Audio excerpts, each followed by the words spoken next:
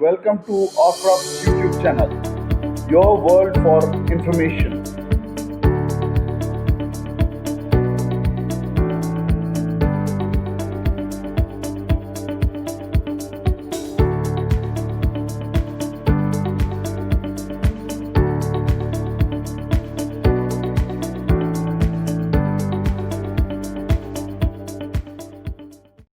How are you?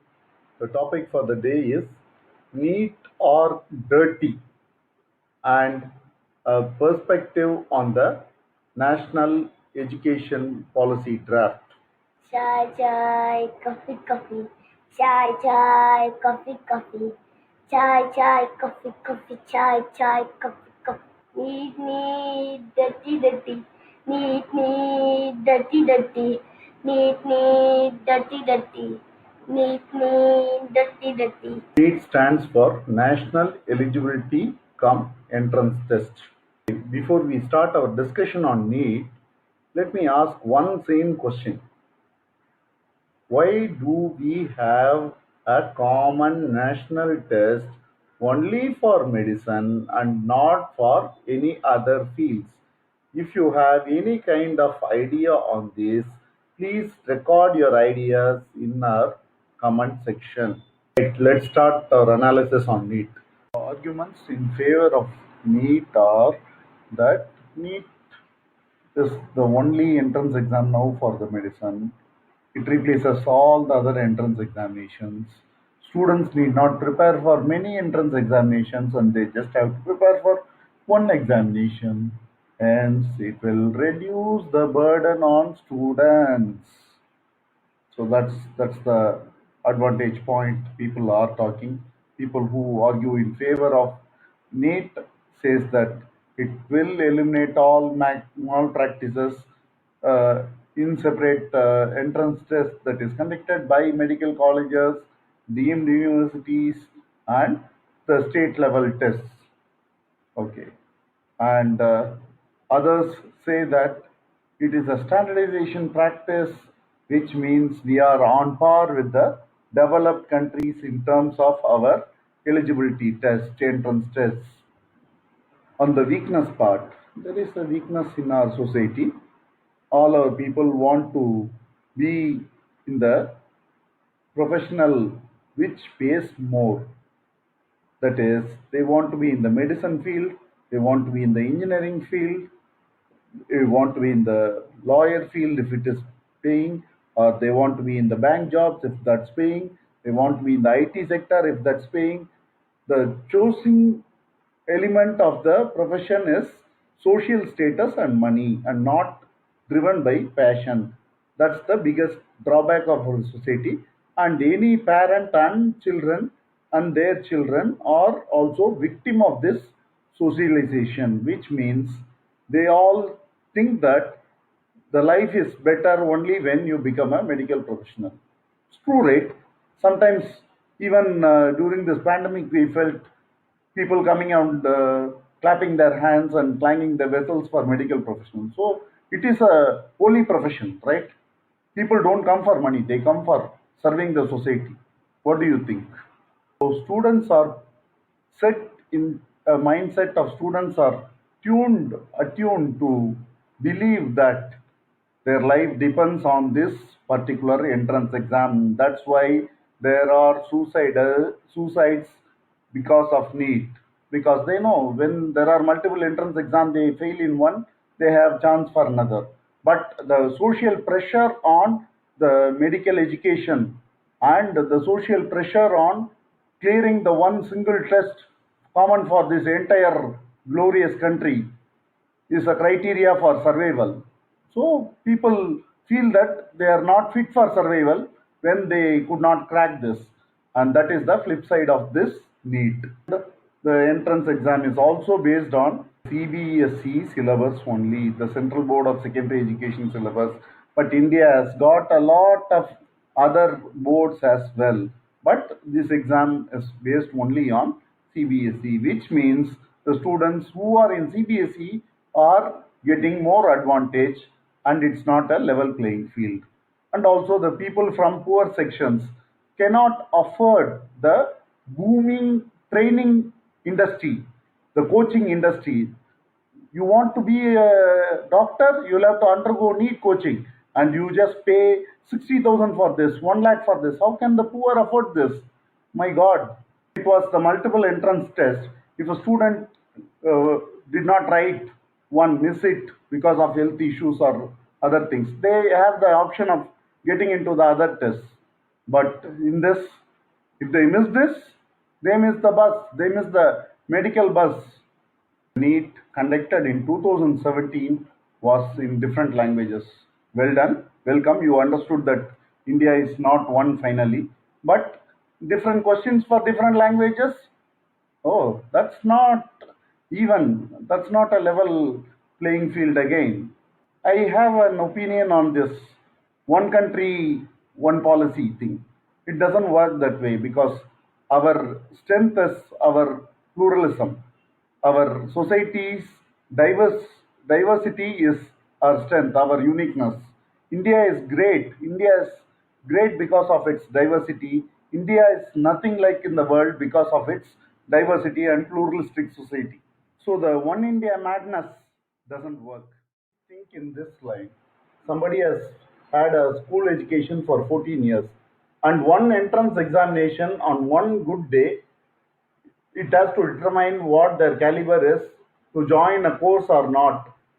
Is it fair enough? You think. If you think it is fair, you can record it in comment section. If you think otherwise also, you can record it in the comment section. If India has to be corruption free, why not make medical education free, all the education free at all levels, school level and college level, and why not free the medical facilities free? If you make that, then there will be no private players, only it will be resting with the government, and government can give it for free and it can be meritorious. No need for reservations and no need for influential people to force their influence and get their seats. All this will be eliminated. It will be purely on meritorial basis. But will the government do that? Will the education and medicine be for free in this country? One India, one free. All education is free throughout the country, and all the medical facilities, whatever disease, even from a common cold to a heart attack or cancer, it should be treated free of cost. Can this be possible without the insurances and other nonsenses that are in between and the undue burden on the poor because of the lack of sanitation? They are getting more diseases, not the rich people. And even if the rich people get diseases, they can get it cured easily.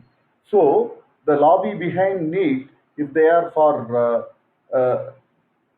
anti-corruption or they are for a clean India, why not make the education system free? Why not make the medical expenses free for all? Why introduce insurances? Why introduce policies? Why have 100 middle players in the businesses? Why make it as a business in the first place? Any entrance test or policy, whatever it is, no matter what it is, if it is favorable to one sect of the society and not offering a level playing field, then it is undemocratic. About 15 lakh people have registered for NEET this year, which is about 10% of the student society that have taken that MPCB group, Maths, Physics, Chemistry, and Biology, or the pure science group. Now it's time to look at the National Education Policy draft, which is also related to this. Good thing about the policy is it is giving access to universal education.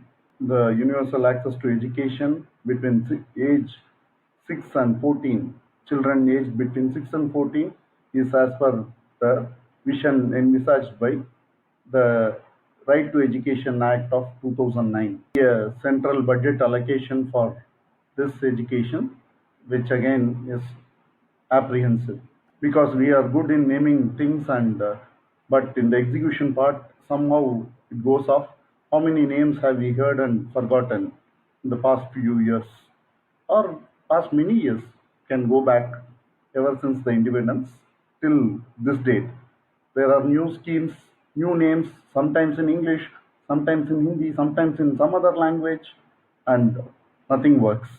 A lot of pedagogic reforms in the education policy draft, which is a factor for consideration for now. I cannot say whether it is positively biased or negatively biased, but definitely a factor for consideration, which is which may be good if the implementation is good.